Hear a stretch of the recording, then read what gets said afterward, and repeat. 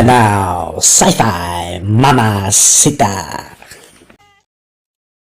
What's up, party people? It's April, the Sci-Fi Mombie. Welcome to another episode of the Sci-Fi Mombie podcast.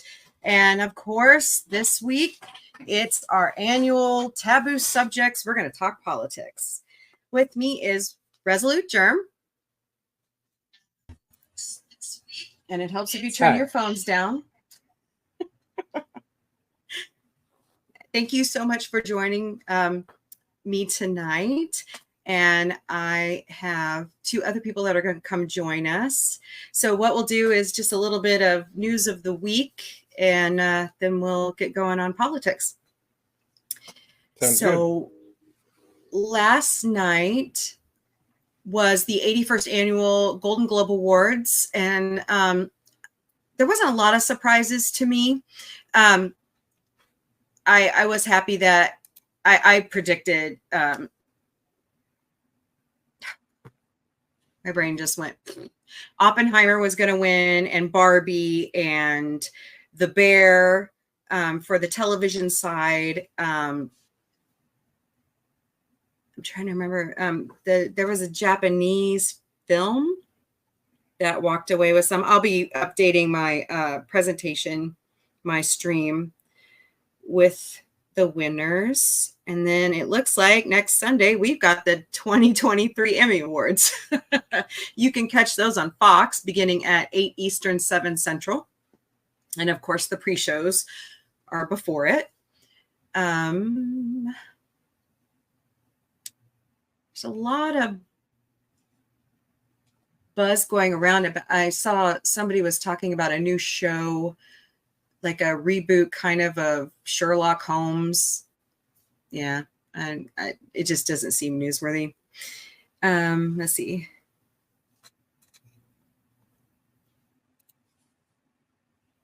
I should use Taboo by Desi Arnaz as the theme for this. Yeah? That's funny. So, but we have big news here at Sci-Fi Mombie.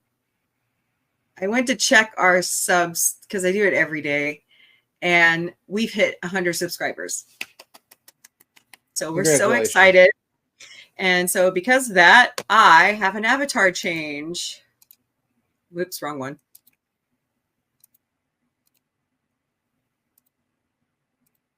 I want to thank Dr. Omega for making these for us.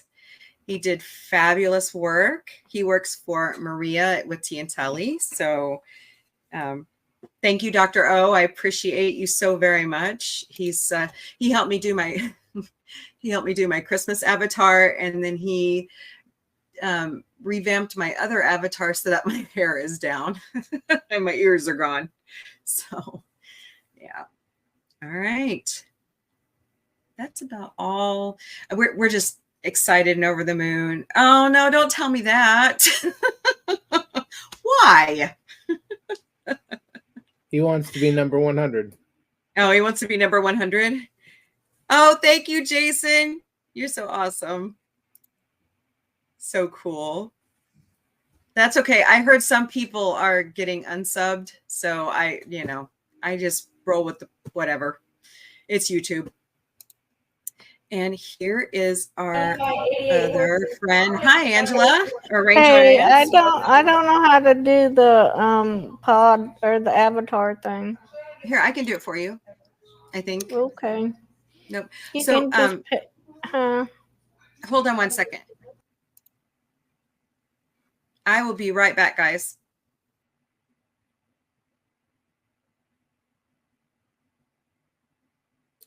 Congratulations again to Sci-Fi Mombie on hitting the triple-digit mark.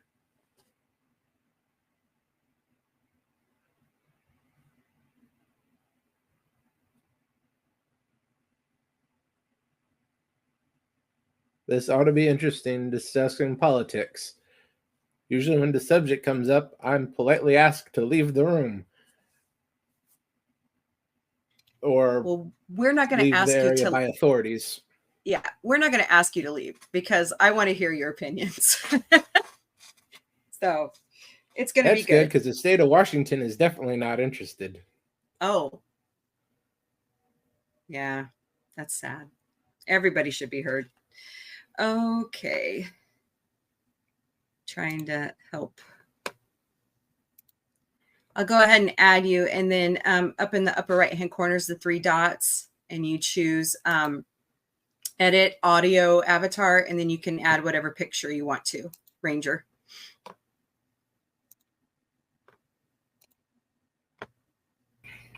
I guess it would help to have a picture, but Well, it would be nice because I know you like Babylon 5, so I sent you a couple. But that's okay. If you don't, I have an like avatar, that's fine. Babylon 5. Yeah. Yeah. Okay. I've been No watching worries. it. Oh, hold on a second.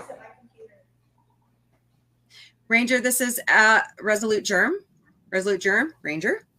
Hi. She got me hooked on Babylon 5. And she and I have been doing some of I was going to do a mini Mombie on politics, but then I was like, nah. So I kind of pulled that back, but we're going to do it here. And I'm just waiting on Dark Helmet. I guess he'll pop in when he's ready, but we'll go ahead and start talking. Germ, what are your views on politics? Would be considered more center right, but where I live, it's considered extremely far right. Okay. A lot of people already know my politics, but Ranger, what are your political views? I would say center left. More left than real center. Okay. I am center left, but I kind of divide it into 2 areas. I am fiscally conservative, and then I'm socially liberal. Now, I'm not, okay. When I say liberal, I'm not talking alt left. I'm talking programs that have the greater good to help people and can help society as a whole. And it starts at the local level and then trickles upward, not downward. So what I mean by that is I volunteer at our local food bank here when I can. That to me is starting at the lower level and working upward, because we can't always rely on the government to pay for everything. We all have to. And I base this off of my Christian values. I talked about that last week. But I try to volunteer as much as possible. I just think it helps the community. And I'll admit, at one point, my family was on welfare because we didn't make a lot of money, or I was the only income, and we were in college, and my husband actually was injured in 2006 and had to have a back surgery that didn't work. So I was the only income for a long time. What do you think, Germ? I think programs like those are well needed. I just don't trust the government to manage them, because unfortunately I have worked with these people and the amount of waste in it is breathtaking. Mm-hmm.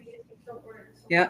And I've worked for several nonprofits myself. I've seen waste and abuse, and it bothers you. It bothers me. Yeah. Especially when it's more than 2/3 of the money that's going through the programs. Exactly.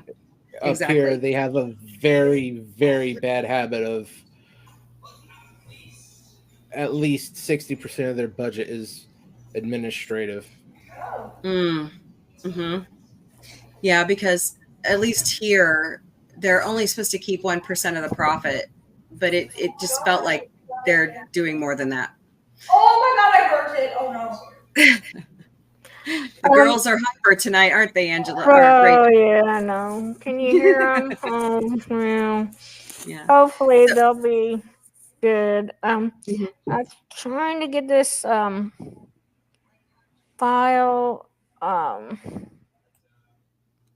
Wait, okay. So what are your views on the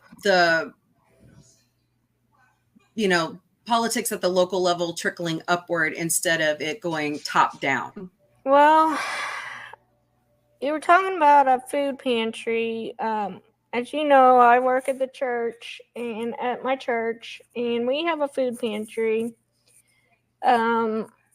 I've seen both sides, people that really need it, really appreciative, and I've seen people drive Lexus cars come in to the food pantry. So I've seen both sides.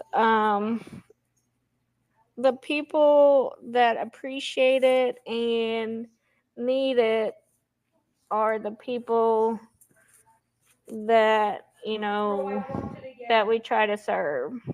Mm-hmm. So, but like I said, I've seen both sides. Most of the time, most of the people are appreciative, though. Mm-hmm. So, Yeah, and it's, I mean, and right now, like, we're probably serving about 80 people. So, or 80 families, maybe something like that. Yeah, quite a few people. is that a month? No, that's a week. Oh, that's a week. Okay. Yeah, per week. Wow. I know it seems like it's becoming more of a necessity, especially after COVID. A lot of I don't know if I believe the unemployment numbers sometimes from what I see around here. But Missouri just raised their minimum wage. But there are some states that are still stuck at $7 and whatever an hour. It doesn't help no matter what they do. Mm-hmm. Here in Washington, we've raised it every year, pretty much. We have a law that ties the minimum wage to cost of living. Mm-hmm. And now we're up to about 16.20 something. The problem is the cost of living keeps going up. Mm-hmm. No matter how much they jack that up. They are causing the inflation they're trying to fight. Yeah. That is exactly correct. And it just all kind of, to me, looking at it this week, because I was kind of doing some research, it looked like it all kind of snowballed around COVID, with supply and demand also, especially if the strain it put on our food, our supply system. I'm in Missouri. Ranger, you're in Indiana. Indiana. Southern Indiana, close to Kentucky, Illinois. So in that little end of the boot. Okay. My county, where my town is the third largest county in the state, but it has the highest number of domestic violence, child abuse, poverty. It's just a sad fact that this goes on in America today. Hunger. There's a radio station that does Hungerthon here, and the amounts of money they raise for those kids to have backpacks for the weekends is astounding. I don't know if you guys have those kind of programs in your area, but we pack we do Chef Boyardee and cereal and all those juice for those kids to take home all weekend long. Sad. Where I live is supposed to be the third largest city in Indiana, so that's usually what they tell us. The third largest. Mm-hmm. And we have like 5 or 6 colleges in our area too. So those kids are trying to go to college. Some of them don't have any support at all. So they are reaching out to the community as well. So anytime school comes back in session in August, there's that extra demand because we gain about 150,000 kids with all the colleges around us. I don't know how it is in Indiana. How is it in Washington, Germ? For what, the college towns? Yeah, are you near a college town? I am about 2.5 miles away from one of the bigger community colleges. Okay. Yeah. So it doesn't really change that much throughout the year because pretty much everyone who attends are local. mhm. So they're here no matter what. So if they're Okay. on assistance, they're on assistance. If not, not. So it's not really fluctuating. Okay. And everyone going up to the UW, 90% of them are trust fund kids. Mm-hmm. Wow.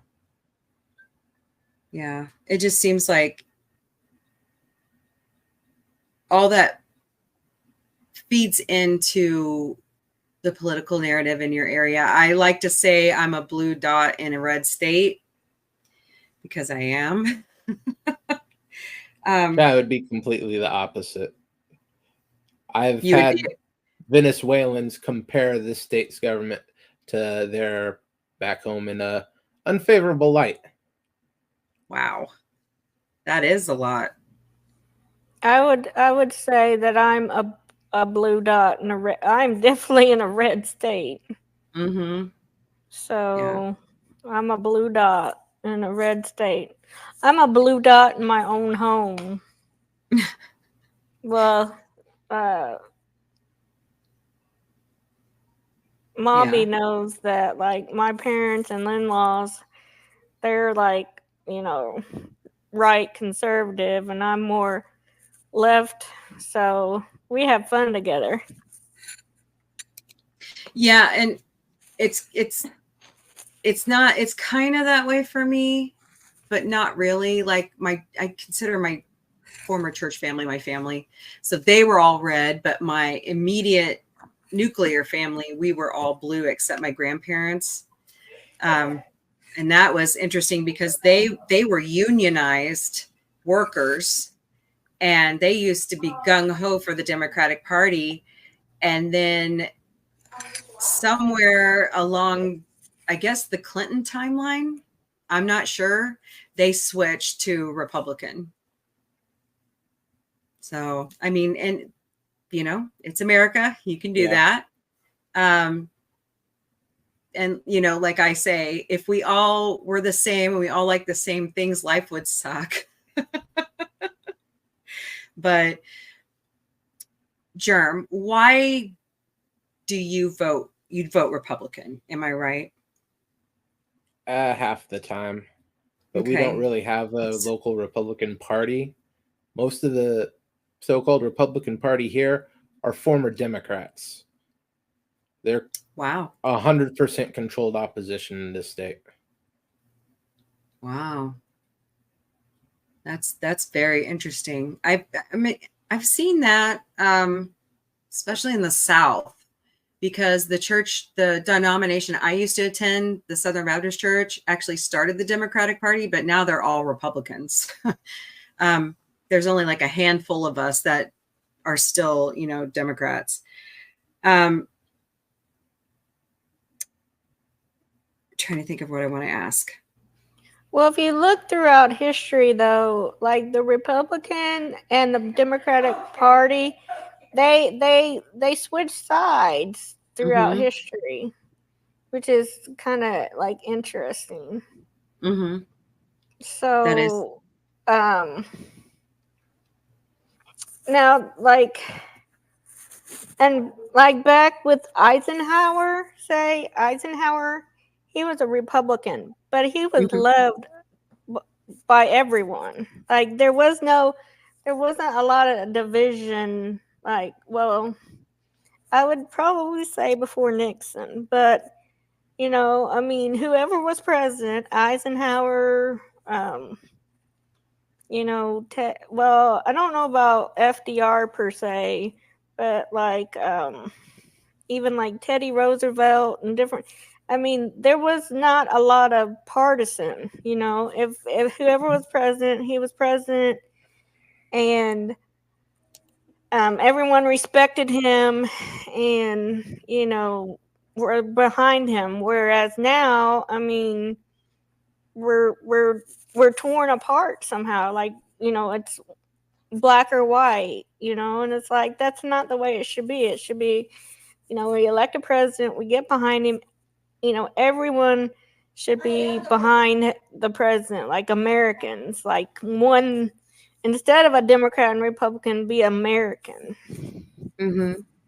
Yeah, country over party. Yeah, except they kind of have their own thing going.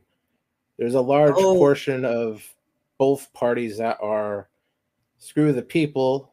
We're gonna do what profits us.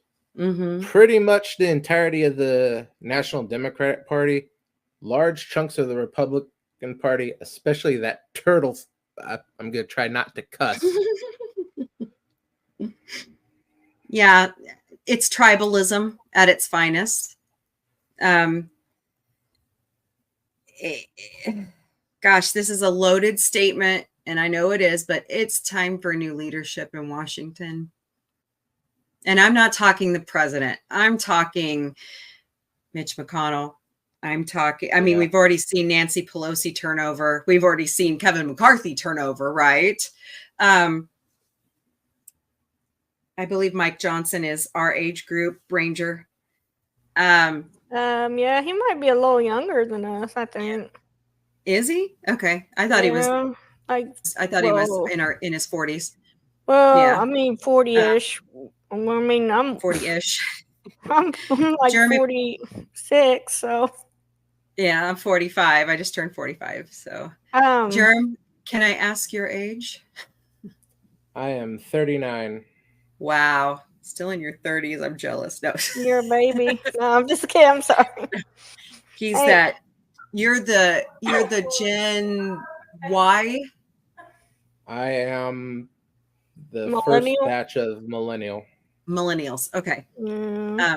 You and I, Ranger, are Gen X. Yeah. Well, I kind of think of us as Zennials, because like I feel like can be an Xer and I can be a millennial, so I'm like kind of in between. Zennial. I don't know. I've always felt like a Gen Xer because when they name off, you know, what they think is the criteria, it all fit me, like a latchkey kid, and you know, I wanted to be entertained. Just can go down the list. I'm like, oh my God, that's me. And it has our perspectives on generation has a lot to do about how we look at politics. Well, what they really need, and I have what we really need is term limits for Congress.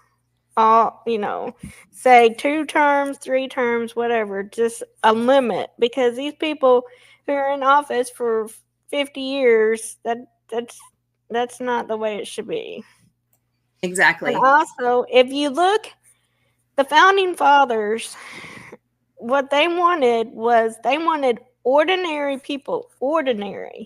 people to be congressmen and have like their regular job and be a congressperson.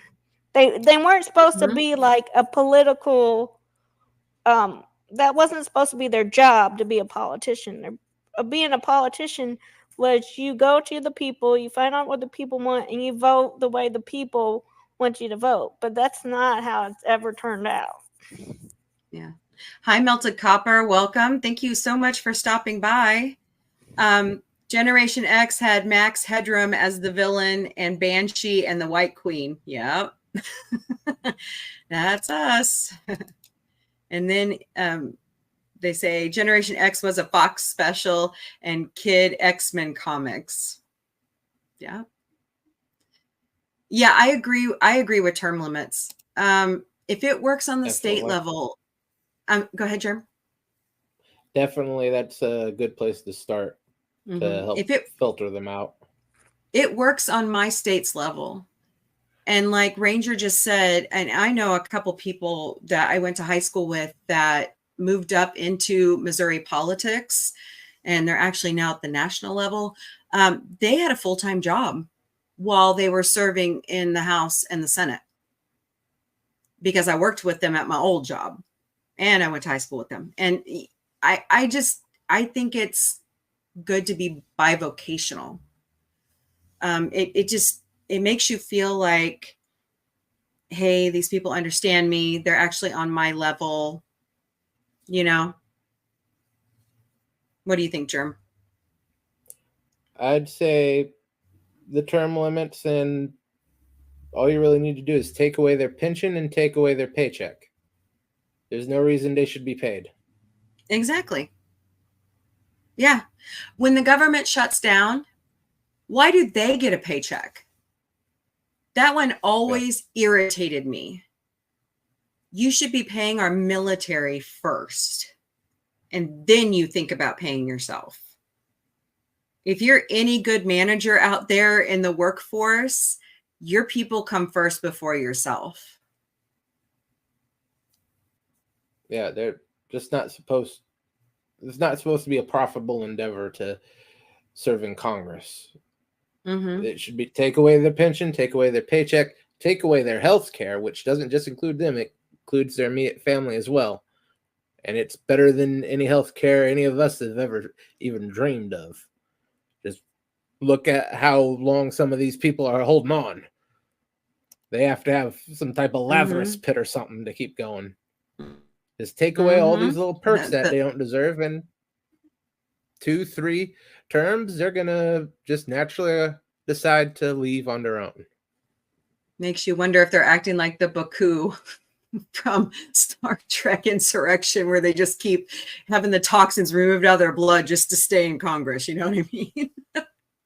I'm sure they do something very similar. Yeah, the Fountain of Youth, I guess. Let's see. Melted Copper says, scary is Mitch McConnell having a load screen. How spooky. The Wi-Fi on our senator bot is acting up.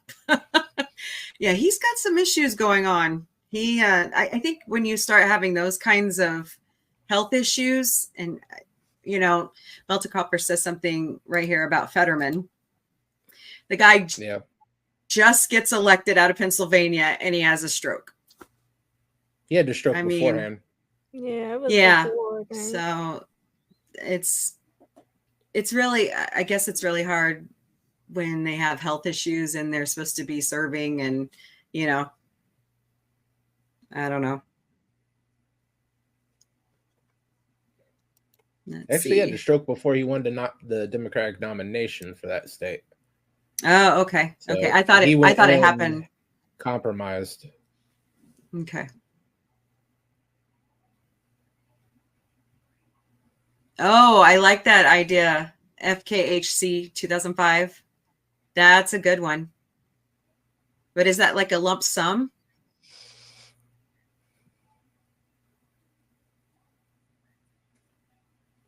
So I don't know. We'll see. That's pretty good. I also think there's a problem with lobbying in the United States. Our former governor here is actually a lobbyist now, and his whole family. And that senator actually just retired, and his name is Roy Blunt. So the whole Blunt family are lobbyists in Washington.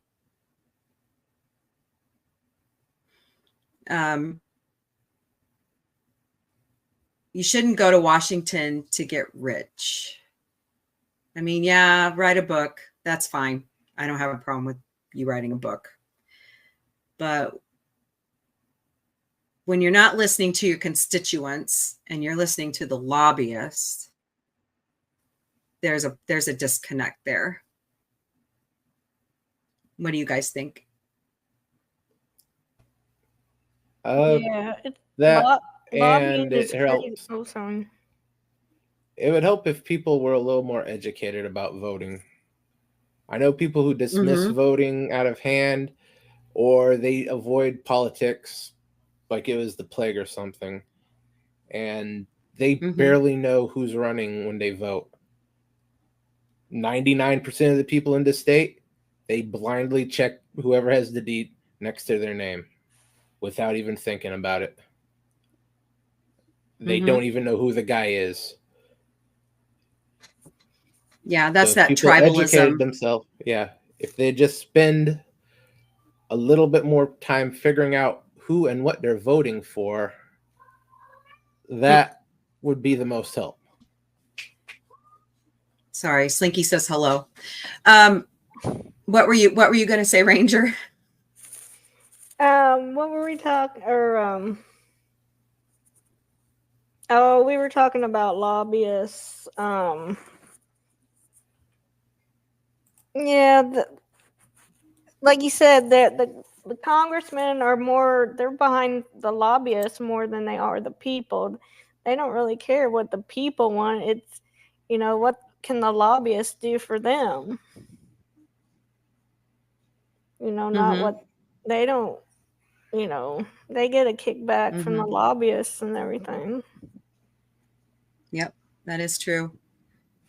And I used to work for the CBS Fox affiliate here in the area, and that was my first career, as a lot of you know.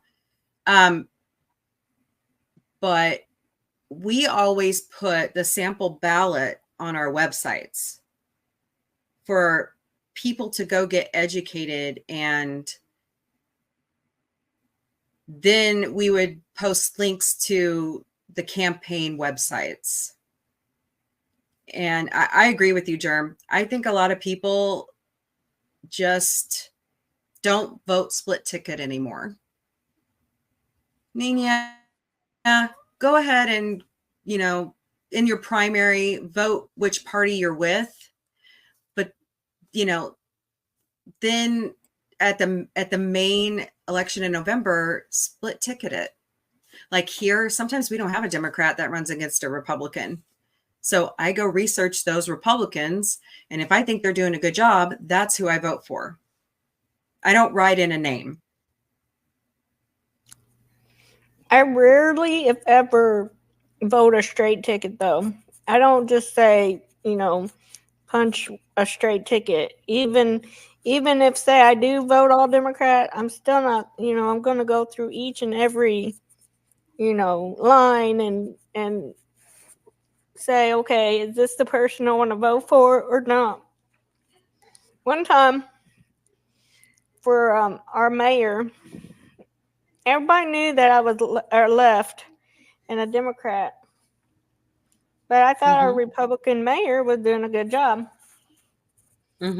So I go to vote, and this lady, she comes up to me and she goes, "Oh, here's one of our fellow Democrats going to vote Democrat." And I'm like, "Oh, yeah, sure." Like, and I go when I vote for a Republican. So, I agree with you, FKHD. Usually what,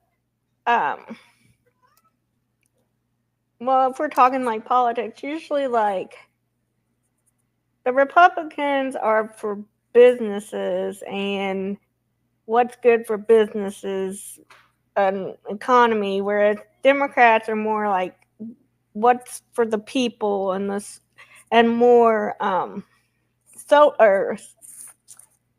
what were you saying earlier? You're fiscally conservative and liberally, socially liberal. Right. So I mean that's kind of where I line up too. So I'm fairly liberal socially. So and I base that off of my Christian beliefs, because Jesus believed, he believed in keeping government accountable, but yet he fed everybody, right? I mean, he attended to his flock's needs, and he put those needs over the Pharisees. Jesus was a Jew. Yeah. Most importantly, he So- did that regardless of what the government wanted. Exactly. That is true, FKHC. However, as my mother taught me, if you can't say something nice, don't say anything at all. And Then I'll say it. I grew. I'll happily say it. Trump is a complete jackass, but he's a jackass who gets things done. Did he though? You know what He got a though? lot done. Did He he gave me a though? hell of a tax. He gave me a hell of a tax cut. Yeah, the tax cut he gave me, I now have to end up paying out the butt because of it. Okay, listen. I'm not. Oh, go ahead. I'm sorry. I'm not saving any money. I'm not Not getting anymore any. because it got repealed in 21. That could be why. But I guess my point with the former president, and yes, he was our president. We have to acknowledge it. I have a lot of my Democratic friends who say he was never my president. Well, I'm sorry, I don't agree with that. Once they get elected, and he was duly elected, then we need to show him that respect. And that goes for President Biden as well. I'll pay him respect when he can say what the cow, when he can pass the little toy that says, the cow says what? No. Well, I got $100 to say that Biden can't do that. okay.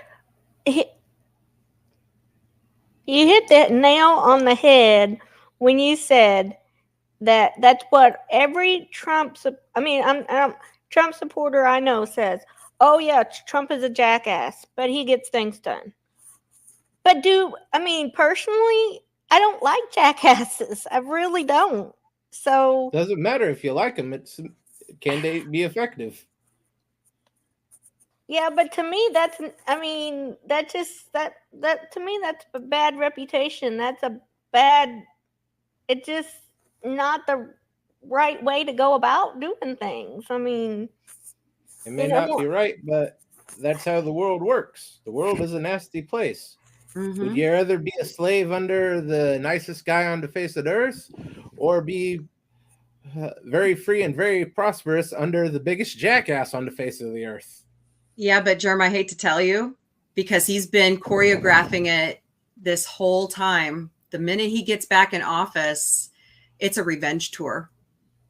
no, don't. Okay, Hallelujah. No, let's not backtrack. hallelujah. Okay, let's hallelujah. backtrack a second. Burn Okay, the fucker to the ground, as far as I'm concerned. People, Let's back- here's. Oh, go ahead. Go ahead. okay. Sure. Me and Mombie are probably gonna say this. If Trump gets back in office, he's not gonna let. He's not, and he say we have another election, and he loses. He's not gonna leave this time. He will not leave. Heck, you know He what? left last time under extraordinarily iffy circumstances. Yeah. No, he left I don't under know about duress. your state. He, No, he left very willingly. He left. And No, I know he did not. Under certain state, No. especially, there was hundreds No way. and thousands of bad votes. Germ. Dan Willingly, he Scavino left wrote that. willingly. Dan Scavino We wrote that just had text January about being 6th. peaceful. January 6th, we just had the third. There was a tweet. He went on live television on January 6th. Because Dan Scavino and his children made him do it. Yeah, probably. And that's in No Newsweek. evidence that- Yeah, It it's was- out there. It was just reported on the past couple days. And it wasn't alt-left That's media He- either. I he believe it left was out of after the Newsweek and Newsweek is pretty far left. Hey, he left willingly. He didn't even go to the inauguration of the next president. You know, the last president to do that was probably Obama John Adams. Obama didn't go to Trump's inauguration. Yes, he did. He was there. Yeah, He drove Trump and Melania to the inauguration. They were in the same car together. He didn't was stick there. around for the speeches. Yes, he did. As far as he was I there know. the whole time. No, he was there.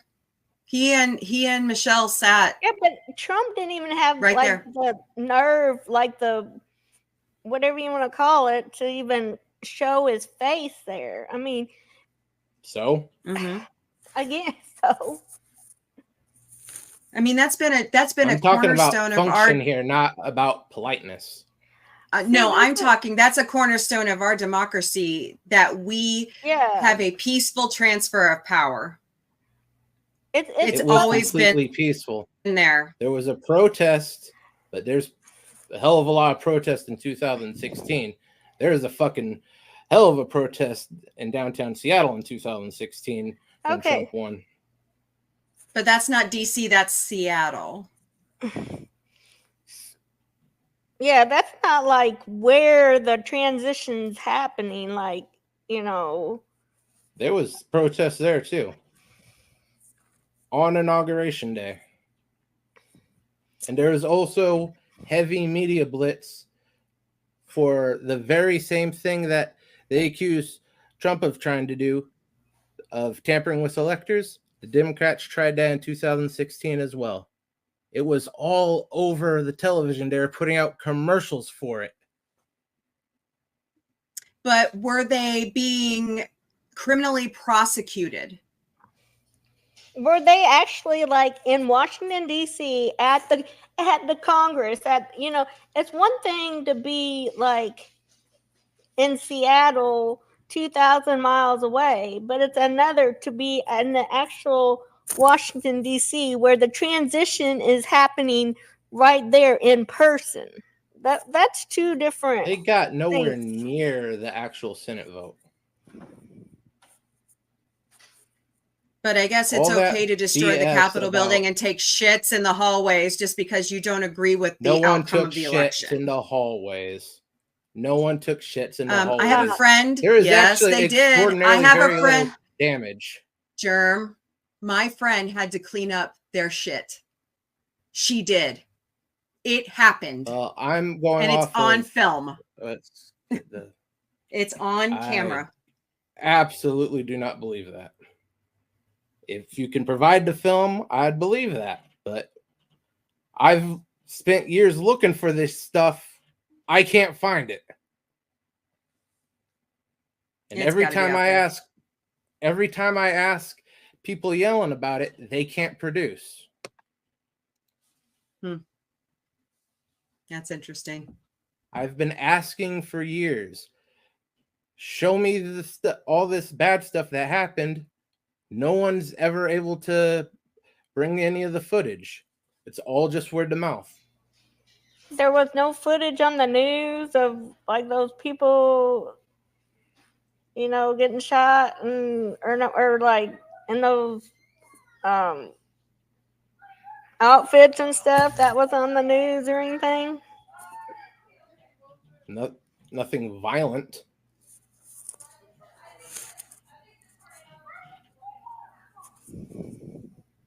So breaking in the windows of the Capitol building and chasing after the Capitol Police. That one Capitol Police officer died from being sprayed with bear spray. No, he did not. That was a fake story. There were 3 Capitol Police officers that committed suicide. There was one that had a stroke the day after that they tried to contribute to what happened to him on January 6th. But that was his second stroke in the space of, I believe, 18 months. And he was in not great health to begin with.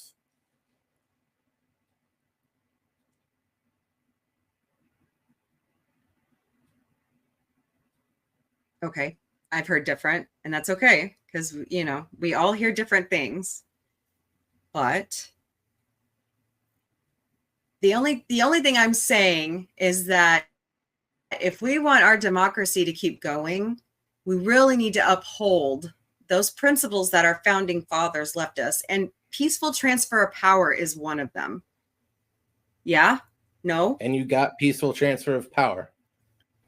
I think what Mombie and I are trying to say is, well, you keep saying that, like, you don't care if he's a jackass, you don't care if he's an asshole, you don't, but we care. That, I mean, that maybe that's how we were raised. I mean, I don't know, like, I mean, Why are you putting morals and emotion into a political decision? Because that's how we were raised. yeah. I don't know your. Go ahead, Ranger. I mean, we have certain principles, we have certain values, and these are our values that, you know, you're not a jackass. I mean, I get what you're saying, that the world, oh yeah, the world is not. I mean, maybe that's what the difference is too. Maybe you're seeing the world as a harsh, evil, hard place, whereas we want to see a world that's happy, not happy, but well, happy, but we want to see the bright side. We want to see good things. You want to see it, but that's not what the reality is. The world is a very harsh, very cruel, cold place. Our reality, that's the other thing. But not always. See, our reality is it can be, you know, you have your good and your bad. See, you're putting it like, oh, the world's harsh. The world, you can't. You have to look on the bright side. I mean, you can't put everything in the harsh. You can't.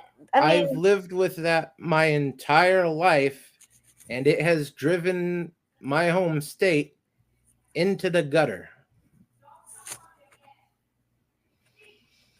I mean, go ahead. In the 90s, Washington was a nice, beautiful place.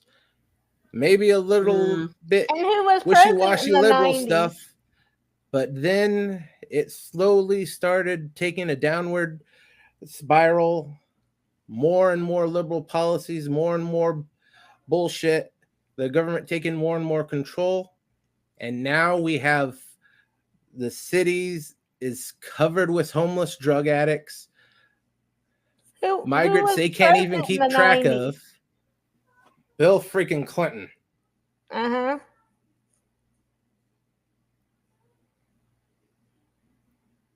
But that's when the downward spiral started going down.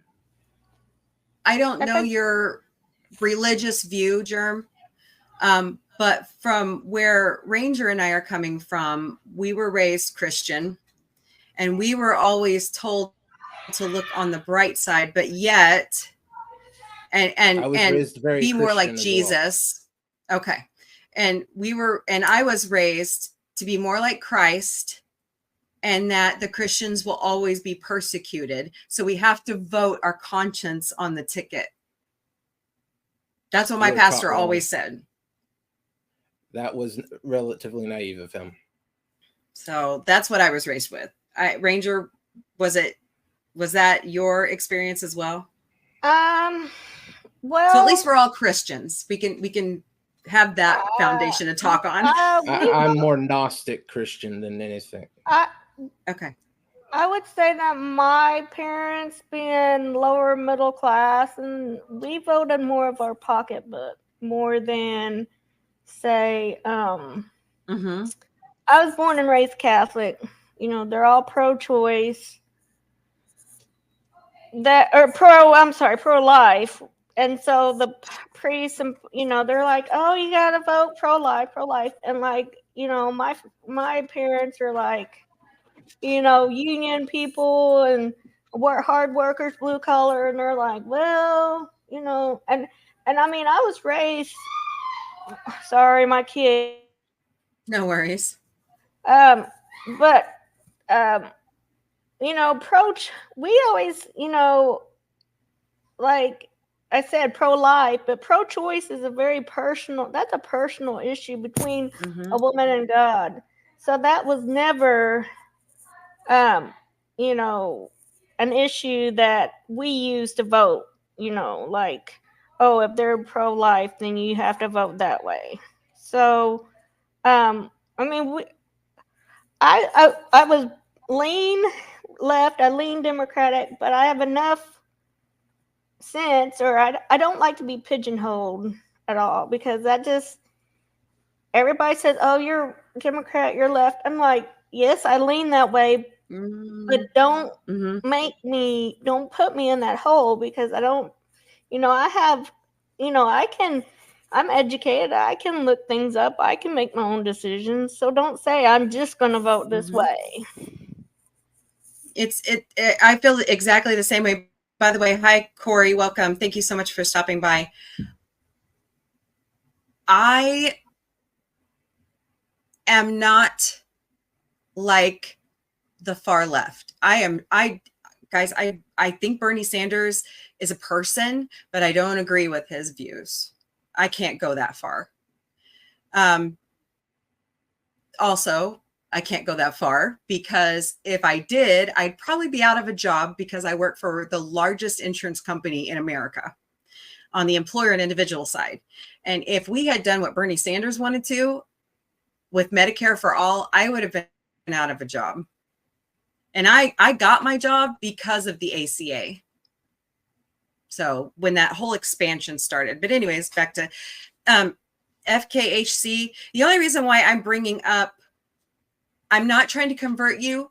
Religion is a personal matter between you and a higher being, or if you don't believe in a higher being, that's you. Okay. What I'm saying is it influenced the way that I vote. I've had a change of heart because my children identify LGBTQIA+, and it makes me see the world in a different manner. I also, like I talked about last week, I was mistreated in the church because not only of my weight, but my views.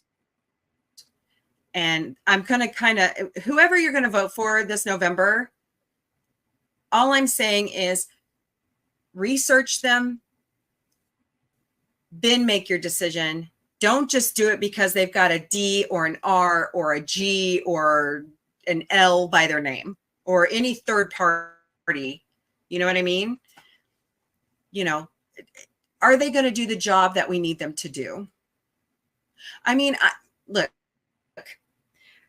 Donald Trump came into office and he wanted to run the government like a business, right? That's what he said. Did he though? Or was he stopped by, and I love to use this, the deep state? And it's not just Democrats in the deep state. There's a lot that people don't want to change. They hate that word. And unfortunately, change is inevitable.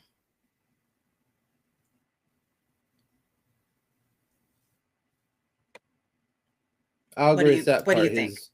His own party did sort of stab him in the back multiple times in that first term. They did.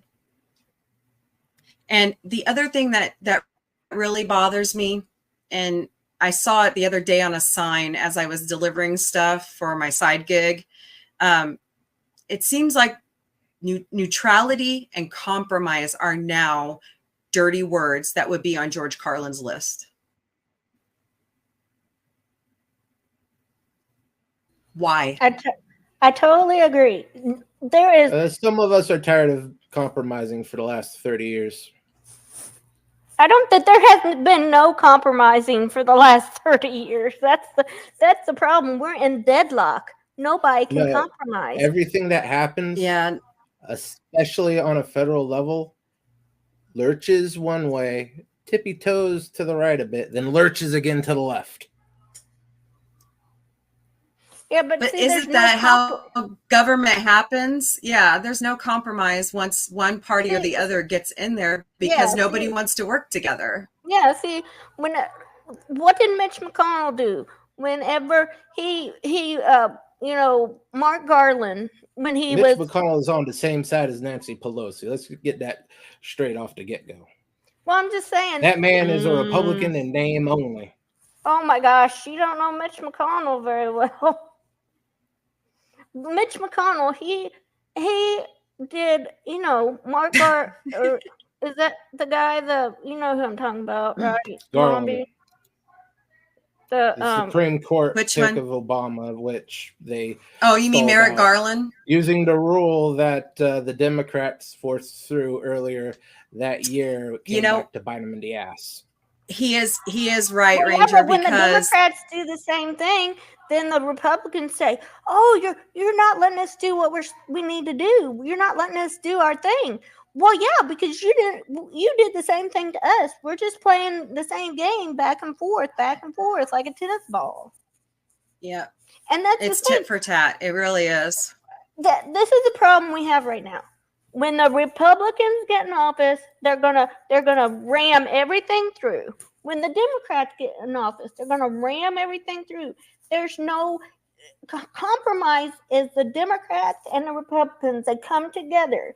Some give up some, and the other gives. They each get a little, and they each give up some, and they both get some of what they want. But right now, each side gets exactly what they want. And then next term, the other side gets exactly what they want. There's no compromise. All the while, are they actually listening to us as the constituents? They may be getting what they want, but are we? Aren't we the ones that put them in office in the first place? And that's generally our fault because no one reads the ballot. Well, like I said, there's no Exactly. I don't. Okay. Lately, I've been figuring out that it's a generational thing. I'm like, there's no compromise. Like I said, you give something, and then they take something from you, and vice versa. It's take, and then give, take. I mean, there's no, I don't know. I know what I'm trying to say, but that's the way it appears. But the stuff that the Republicans have been getting, quote unquote, also grows the power of government, and no one in the Republican base actually wants the government to grow. That is true. And I have to say that is a problem on our side, Ranger, is big government is not always the best thing in the world because the people need to take care of themselves, right? I mean, all of us are hardworking people. Why can't, and then I got called a communist the other day because, if everybody has a job or everybody gets a check, we're China. I don't know about that. No, the people of China are slaves. They live and die at the will of the state. Mm-hmm. And we can't, to me personally, we cannot let government get that big. We can't. Too late. Yeah, I know. Let's see. I like this comment from FKHC. They do only listen to us when they want votes. They stopped listening to this state for votes. Since 2006, the state of Washington implemented mail-in only ballots. And lo and behold, the Democrats have had absolute control since then.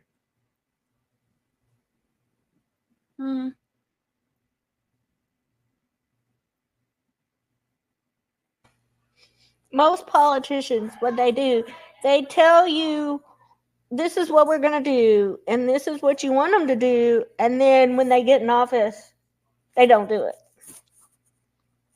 They talk a good talk, and then when they get in the office, oh, well, we can't do that, or that's not how we're going to do it, or, they tell you what you want to hear, but that doesn't mean they're going to do what they say they're going to do.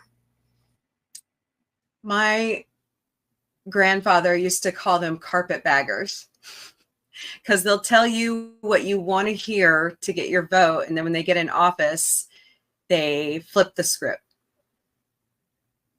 Just like what happened during the Reconstruction after the Civil War, and take advantage of you. And it's sad. It's a sad reality. I mean, yeah, that's history. You're right. That's what they were called. They were Mhm. called carpetbaggers. And history How is many cyclical. kids? How many kids today know history very good? Heck, when we were in school, what did we get to? Maybe World War II, maybe. And how much more history has happened since World War II? You know, we would go get through the year. I think my kid, my eighth grader's in like, or she's in U.S. history. They're on Lincoln right now. So how far are they going to get towards the end of the year? Mhm. They're not gonna. They're gonna probably barely touch. Like I said, World War II. And it's like my generation, like my grandpa, my grandfather fought in World War II. But nowadays, kids they don't have any fathom of what World War II is about, and that's part of our problem. Is World War II, Germany, all that stuff was what 70 years ago, 75 years ago, and you. I don't know about you, Mombie, but Mhm. I'm like looking at stuff around me today, and I'm like, this feels like, I mean, not exactly, but like you, people need to learn about, fascism and, the different types of governments things that were going on in the 1930s, 40s. Mhm. Yeah. Sarah and Masters Manic Mexico, thank you so much for joining us. And he lives in Mexico. He's given us some interesting thought here about what's going on in their politics. Yeah. I mean, one thing I've kind of noticed about this next generation and even my own is that when the draft was removed, it seemed like patriotism started declining. Like I think my the one came grandfather. before the other. Mm-hmm. Oh, okay. My grandfathers were drafted, and my uncles, my uncles and great uncles, and they served. My grandfather, on my mother's side, made serving in the army his career. He was a drill sergeant, and I I think Israel has that kind of right where everybody serves at least 2 to 4 years. Then you can go about your life. I think Korea does the same thing. Don't quote me on that. But I A just, fair amount of and a lot Western of these, countries like, do. and a lot of these kids, I think my kids could pass a civics exam because I've drilled it into their heads. But I don't think a lot of the other kids in America could pass a civics exam. I don't even think some of our elected leaders could. Oh, that's the truth right there. um They took civics out of Washington state schools as a requirement. That's a It's mistake. elective, and it's an elective in some places, but most districts completely pulled it out for budget reasons. Mm-hmm. like history or like civics, like government and stuff. Civics and government. Mm-hmm. And I hate to say this too, cursive and balancing a checkbook are so needed in the schools. I'm sorry. I'm not that great at budgeting, but I try. And my daughter taught herself cursive because they've moved the kids to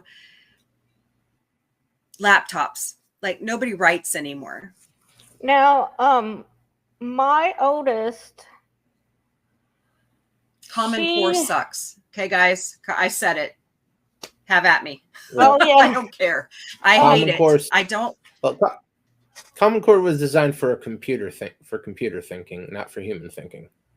Yeah, exactly. And the way that they're teaching, especially I've seen my daughter's math classes, I don't agree with it. so my oldest, they just reinstated cursive, so she knows how to cursive write. And then my youngest, she's starting cursive in third grade. I think she's supposed, hopefully this semester, I think. So they're trying to bring back cursive. The Common Core math, oh, I don't know. That's something. Yeah. They're trying to teach kids how you get the answer, which I get, but at the same time, it's like we just learned 1 + 1 is 2. We just learned how or to do it, and then they're trying to say I don't know. They try to break it down and all this stuff, and yeah, it's kind of crazy. I had to go. What is that? What's that app? I've used YouTube to try to figure out my daughter's math, and there's an app that you can submit the question, and you'll get an answer in 3 to 4 hours later from a mathematician on how to answer. They show you step by step how to answer those questions. Yeah, you know what? But yeah, I paid for the subscription there for a while. Yeah. Not all families can afford that. Now this sounds that almost. Well, now this is another thing growing up. Or I don't know about you, Mombie, but whenever I was a kid, my dad, he worked second shift, and I went to school. So I could go all week and not see my dad. And he was good at math. So I would lay out my math problems and I would work through it, and I'd have trouble. And so I'd lay it out, and then overnight he would go step by step by step, and then I would redo it from what he did. That was kind of how I communicated with my dad through the school week. And, Corey, it goes back to, it's not just math, it's reading comprehension too. And I have seen and heard stories from friends and family that they slip through the cracks, and some of them can't read or have trouble reading at all. That's whole classes here. We have high school kids that can't go through C-spot run. Yeah, and not just the athletes; these are the so-called smart ones. Yeah, that one really bothers me the most. Yes, these kids have a talent for sports, but shouldn't educating their mind come first? It's not. You expect it from them, but the average student, they don't spend any time reading. They do all the classes on tablets, where they're basically watching History Channel videos and stuff like that. Yep. See, Melted Copper says, funny is getting referrals and seeing terrible handwriting from the teacher saying my handwriting sucks. It was like I had a stroke trying to figure that out. Yeah. I had a teacher make fun of my flower drawings once in one of my writings because they required it when I was a little kid. And I was like, really? My cursive is great. But in the third grade, my teacher said I wrote better than she did. So she would, back in the day, she would have me write on the overhead projector. Not that anybody born after 1990 knows what an overhead projector is, but yeah, they're a little more fancy now. yeah, the Prometheus board. I'm like, oh my gosh. Yeah. And Sarah, I remember where we used to have cursive lessons, and then the art teacher would come in and teach us calligraphy. And that was fun classes because you learned how to, put all that together and make it look amazing. But that's a lost art as well. So art classes and PE. I'm an orchestra nerd. I play violin, viola, and that's where I learned violin, was in school. A lot of those things are being cut because of budget, and it's mismanagement of funds. not only at the school level, but at the state level and at the federal level.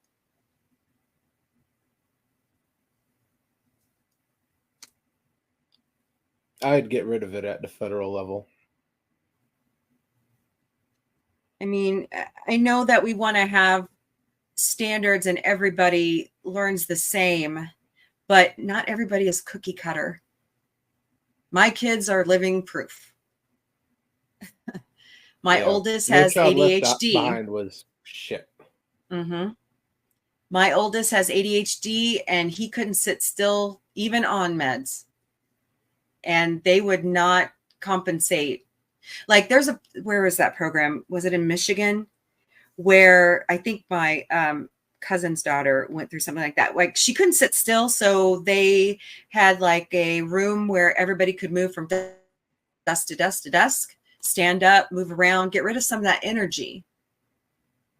But they wouldn't do it for my kids.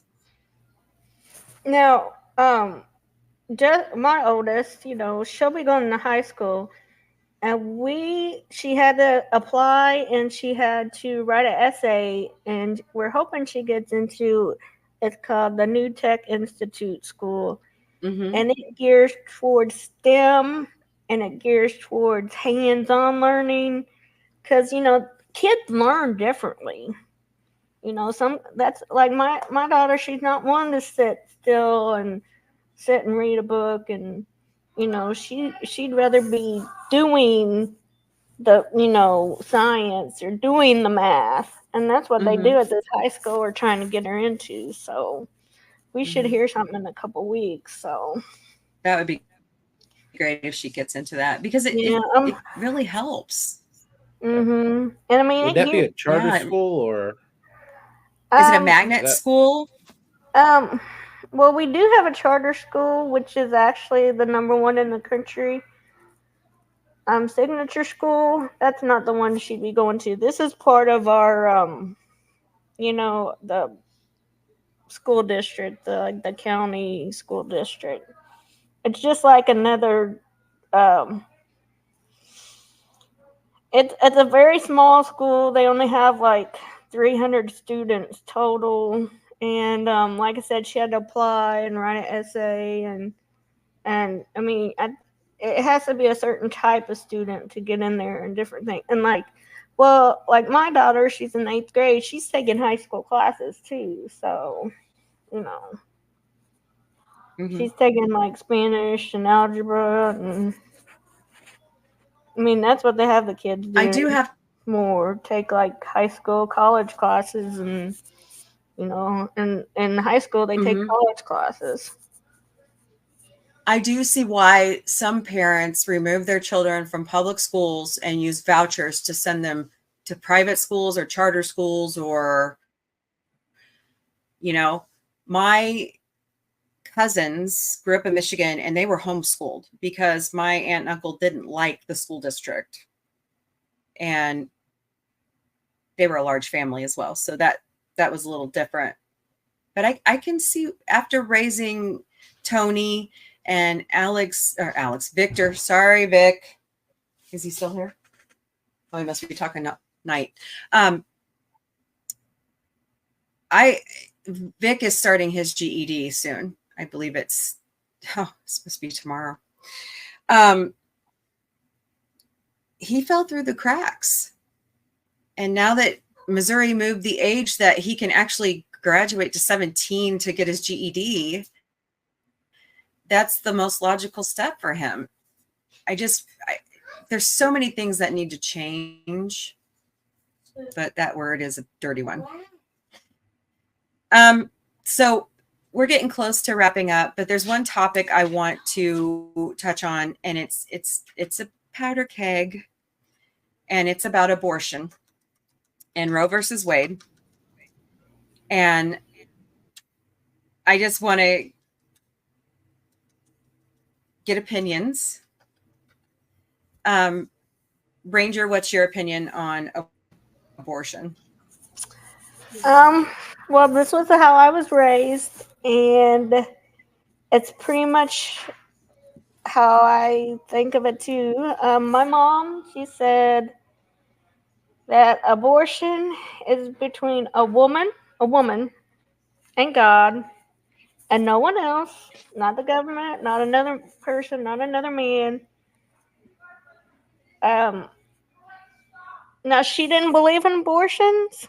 She was like, if this is my mom, she said, if a woman wants to go to hell for having an abortion, that's her on her. But that was her. She didn't. Mm-hmm. She wasn't going to judge her or anything. It was on the woman. It's between the woman, God, the doctor. It was her choice. It's a choice you make. Mm-hmm. So that's how I was raised, pro-choice. It was a choice. It's a personal choice. It's a decision, and it's her body. It's her, her life, her morality. It's on her, Mm-hmm. So What do you that's What do you think, guys. Germ? We never get and I'll explain my stance here in a minute, but we never get the male view. I mean, I hear it from Dave. You all know who Dave is. He's my husband. But he and my views are similar. Germ, what do you think? I would outlaw it, and with the exception for health of the mother. So what about rape and incest? Well, you're going to be raising a Downsy baby. Because Not necessarily, even not rape, not necessarily incest. Even that, not necessarily. In the case of incest, there's a good chance, but it might be okay. Rape probably would be okay, but either way, unless that baby's going to threaten your health, you're having the baby. There's no reason the baby should suffer for something it didn't do. That is true. My view is similar to Ranger's. I planned my kids. I had trouble having my children. So they are definitely blessings from God. But it is above my pay grade to tell a woman she can and cannot have an abortion. It's not my job. Now, would I have one? No, not unless I was. Even then, I'm stubborn. I would have carried the baby till the very end. That's just me. But I can see where medically they are necessary. But I can't sit. And this is what got me kicked out of teaching preschool Bible study, is because I refused to have that black and white, no, you can't have one. Because it's not black and white. It's very gray. Just like reimbursement policies at my job. If we're basing it off of Medicare's guidelines. Okay. Let's play the devil's advocate for a minute. I don't want to disrespect men or man, but I don't think that I get the whole idea that the baby's innocent, and I totally and absolutely agree. But I don't think I think if a man wouldn't want a woman to make that choice for him. You see what I'm trying to say? They do millions of times a year. All over the world. What now? And men in this world largely have no legal voice when it comes to the abortion of a child.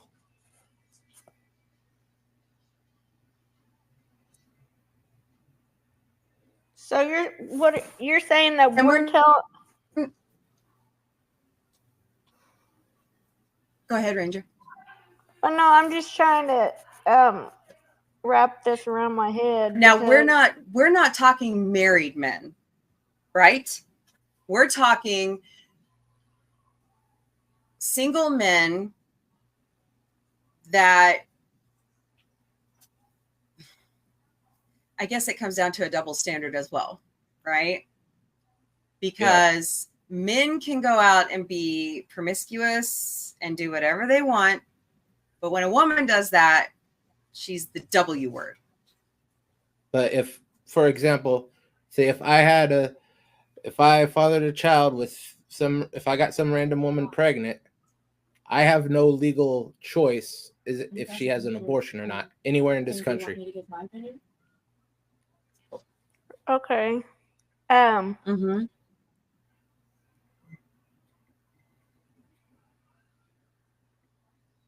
I mean, and I've been snarky about this lately because I'm at the age where I can't have kids anymore, and I sit back and I'm watching things, and I don't think men should be allowed to have their boner pills if women can't have abortion or contraceptives. I'm sorry. I mean, it should be up to women to have to control whether or not they get pregnant. That's Knight, the producer. And this is a teenage perspective on abortion. And she lives in a state where they have pretty much taken away all of her rights if something was to happen to her. Fuck was all right. But we believe in keeping the child as well. That's not my belief. You're full of it. No. Personally, for myself, if I was not ready to have a child, if I could not bring a child into the world that is either safe and healthy or into an environment where they could get everything that they need, I would rather terminate a pregnancy than keep said child. So you wouldn't want a couple that can't have children to have a baby? If you That's not my responsibility. No, I'm saying you would rather have an abortion than adopt the child to a family that would care for it. Well, another aspect is it healthy for me? Is it healthy for baby? If it's not healthy for me or baby, why should I keep baby, right? If also baby is a part of trauma for me, carrying a baby that is a piece of whoever did that to me is another reason I would rather terminate a pregnancy because of what it would do to my mental health. And that's where we're going next week is mental health. And I think I fully believe that I think that piece in that debate is being left out. And also, Mom, Mm-hmm. it's my body, right? Right. It should be my choice to be able to carry a child or not. Right. I think it comes down Well, to... and usually when people get an abortion, it is not like in the middle of their term. It's in the way beginning before a heartbeat is even present, Mm-hmm. right? To me, that is not a baby. That would be To me, around that 6 is weeks. a zygote. Around 70% That of is them a- take That place is correct. after that. And so it should be 21 days. my choice. My choice, right? It shouldn't be a man's choice. It shouldn't be another woman's choice. It shouldn't be anyone's choice but mine. Because it's my body and what's But- happening to my body. If it's your partner's baby, they have a right to put their 2 cents in along with your doctor and God. Well, I believe that the God thing, I love God, but that needs to be taken out of it. God gave us free will. That's true. And if it was my partner's child, I would have a conversation with them, be like, hey, this isn't healthy for me or baby. We aren't ready for a child. That isn't, what we are looking for right now. It would be better for us to terminate this than to have a child right now. And I don't think it should also be my doctor's call because my doctor doesn't live in my body. My partner doesn't live in my body. I'm the only one who lives with my body. I was born with me. I die with me. I'm me. And yes, I would be carrying another human being after like a couple months or so that does turn into a human being, but it's my body. But we've also talked about not putting yourself in that situation also. It shouldn't be up to the woman, okay? A man should fucking wrap it up if he doesn't want a kid. That's his decision to not. And it shouldn't have to be up to me to take birth control, to take contraceptives. It shouldn't be up to me. That's But it bullshit. should. But it shouldn't. But it's your responsibility to protect yourself. We've talked about this. But if a man doesn't protect himself either, Yeah. that's another problem. And especially if he's like, well, condoms make it feel less pleasurable, then don't have sex. Boom. Or get married and then have sex. Like, quit being a little bitch. Don't you love teenagers? I think something that isn't a man. You've taken out of the equation. Well, she mentioned it too. Free will and freedom. It's about when a man says you have to keep this baby full term. You're not giving them the free will, the choice, the freedom to make a choice. So when, to me, like when, okay, say Republicans, they're all about free will, or not free will, but freedom, less government, less interference. Well, to me, the whole Roe versus Wade, that is, pro-choice, that is giving you freedom, that is giving you, free will. Mm-hmm. So it doesn't make sense to me a lot of the times why they're so pro-life. I mean, I get that the baby's So if the state wants to legalize murder, should they be within their rights to legalize murder? No, outright. Because the 10 Commandments say thou shalt not kill.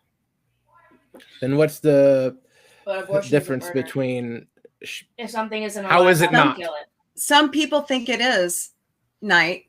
But it just the genetic code is established upon the insemination. Germ's got a good point that DNA is established upon germination. So that's technically murder. I mean, DNA isn't technically alive. Okay, so if you put a fingerprint on a table, that's your touch DNA, right? And if I wipe it off, is that killing you? Does that kill you? Does that kill your DNA? No. You're destroying a unique DNA, a unique person. It's like the joke, forget the British or the Boston guy, like a cake in the oven. I put a cake in the oven, you come along and slide it across the floor. You still destroyed my cake. 15-year-old's perspective. I just did. You guys are like into your 40s and 30s and 40s. Yeah. Maybe even in your 50s. So don't be mean to me, please. Yeah. She's seeing it from, Ranger and I are from the generation that had Roe versus Wade. It was there. I felt protected if I had to, which I didn't, thank goodness. But just with me. But for her, for Night, my rights were stripped away from me. Yeah. And that's why I'm pissed at my government, one.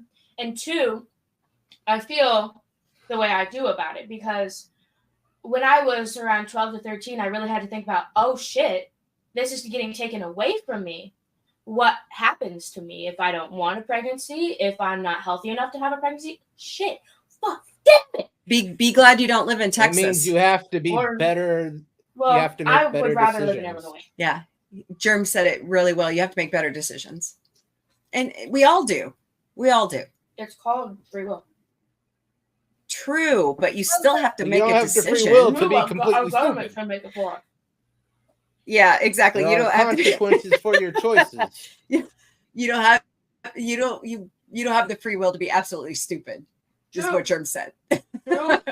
But like our government shouldn't make a choice for me. Like being like, haha, woman, you can't have contraceptives, you can't take care of yourself. Fuck you. You made the choice to have a child. Woo! You would have made the choice to have sex and to have a child. Yes. Then that's just the conclusion of your already bad choices. Yep. And I have to kind of backtrack here for a second on adoption. It is the most noble thing that you can do because there are people out there that want children. The sad part of the reality is, especially here in my county and in my part of the state, there are so many children in foster care, and the foster care system sucks. And that's, for me, why I wouldn't put a child in that system. And a lot of these kids are being raised in the foster care system, in state custody. Getting abused by Yes. people. Yeah. And that's why. Mistreated, not taken care of. And they grow up. And at 18, I think it's 17 here in Missouri, they're just cut off. Really? Sorry, I'm human.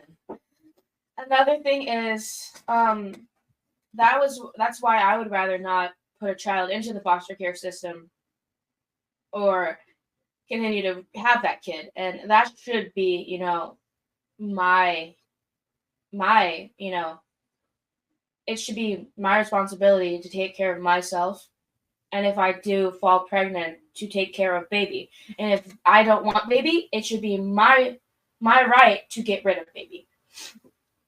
And this is a Gen Z perspective from someone who can't get an abortion in her state. And I think it's bullshit. And that's why I want a female president. I hate men. You know, Men out of office. Women 2024. even Women if forevermore. even if abortion And by the way, or another thing. outlawed, there's people are still going to have abortions or get abortions, Mm-hmm. regardless of if it's legal or not. Too, There's no Mhm. evidence of that. there's no evidence The of whole that. back alley abortion thing, they don't have any real numbers on that, except for in the 70s, Yeah, because it's right before the Roe versus Wade was passed, they inflated the numbers by about 35%. So you don't think that? but it doesn't mean it wasn't happening though, Germ. Nowhere near what they were advertising. But They're it's still saying gonna it's happen. an epidemic. It's still going to happen regardless. I mean, And there are people doctors who will still gonna take that. Yeah. do drugs. People are still going to murder if it's all outlawed. I mean, Yeah. But not in the numbers that people like to advertise. Do they know that I can't hear them? It's okay, Night. But I mean, we're America. It's never going to be black and white, even though it would be nice sometimes. And politics are always going to be that area that well, we'd love to be purple. However, you know, but personally, okay. I would like to be green like the drowsy. Yeah, there you go. I would like a utopia like the Orville, but I don't think that's a good one. it's going to be That's a a good long ways off. Yeah. That's a good one. What do you think, Germ? I like that. We'll get there eventually, and then eventually that too will pass on to something else. Mm-hmm. History's sort of cyclical like that. I kind of like the stance of the Orville. I think if we started with feeding everybody, I think certain things would resolve themselves. As a person who's never watched the Orville, It's not been aware about that, Mom. Listen, I don't want to watch the Orville. not just the Orville though. That's a reoccurring theme in Star Trek, I don't right? like Star Trek. That's a reoccurring theme in Babylon 5? Everybody eats in Babylon 5, correct? Or am I wrong? The Giver is no, also there's a mass utopian starvation. dystopia. It's a credit thing, isn't it? And Yeah. The Giver is my favorite novel. So. Oh, Babylon I know, 5, yeah. Sarah. I know They how you use- feel they about use that. credit, yeah. What, me not watching the Orville? No, never mind. I can't hear them. I feel bad. I know. I'm reading the chat. The thing about And you're Babylon 5, And you're the producer? Oh, so the shit, thing- I didn't give myself that title. You gave me that. here's the thing. The thing about Babylon 5 If anything, after I It's get a my 30-year-old show, and it's showing like it's relative to Mhm. today. I mean, Mhm. it's like I'm watching it. I'm like, this is stuff that's happening to us today, and it wasn't even happening 30 years ago. It's happening now.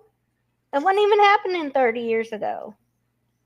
And Oh, a then lot of that stuff it's was like happening then too. it'll happen, and apparently, like, Babylon 5 is like 200, 250 years in the future. It happens again. It's like, Mhm. it is cyclical.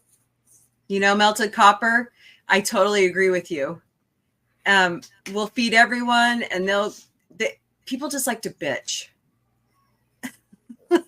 I mean, we could fulfill everybody's wish list, and they would still complain about the taste of the mashed potatoes, right? Or the candy didn't taste right, or Willy Wonka made me a blueberry. I Oh mean, my gosh. Mhm.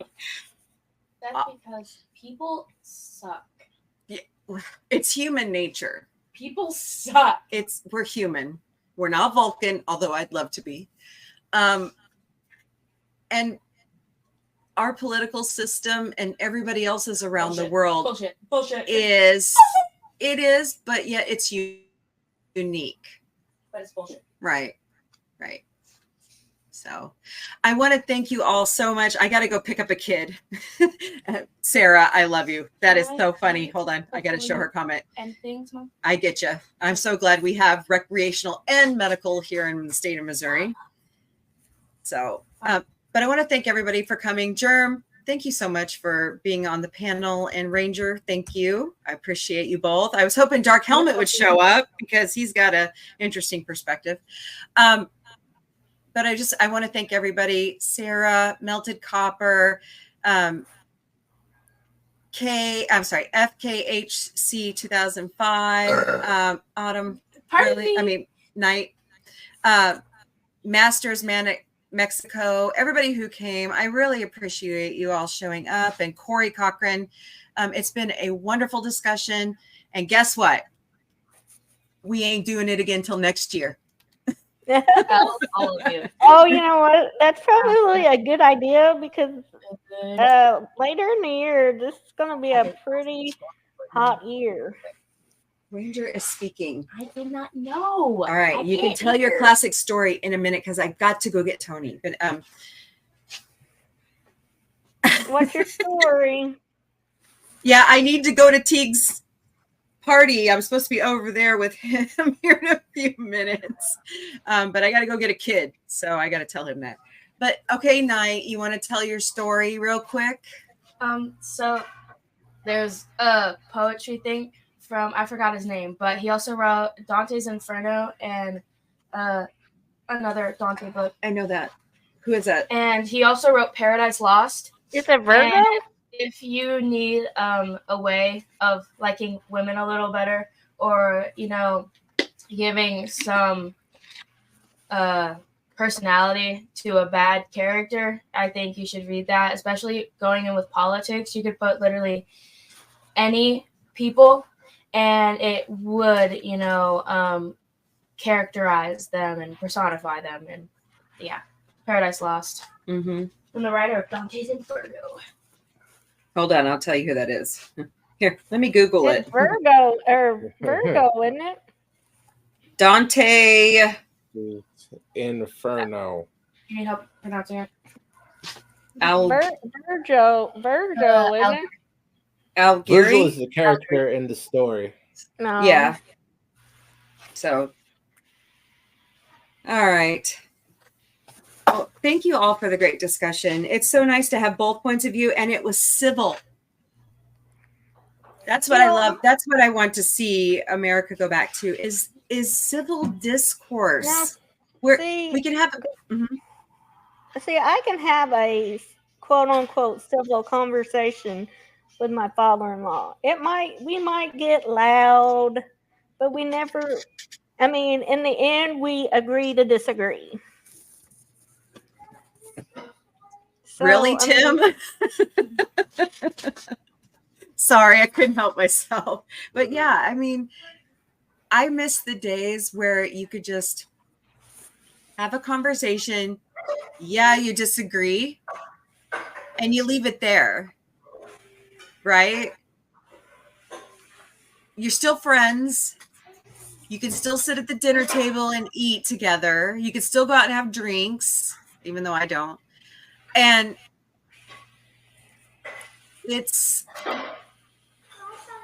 I would like to see America go back to that. I really would. It's not always perfect. We're not all perfect, even though some people claim they are. But I really want to thank you guys for coming on tonight and talking with me. And we'll have to do this again.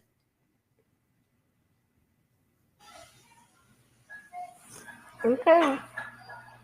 All righty. Well, thanks. Thank you, Germ. Thank you, Ranger. Thank you, everybody in the chat. Yes, thank you so very much.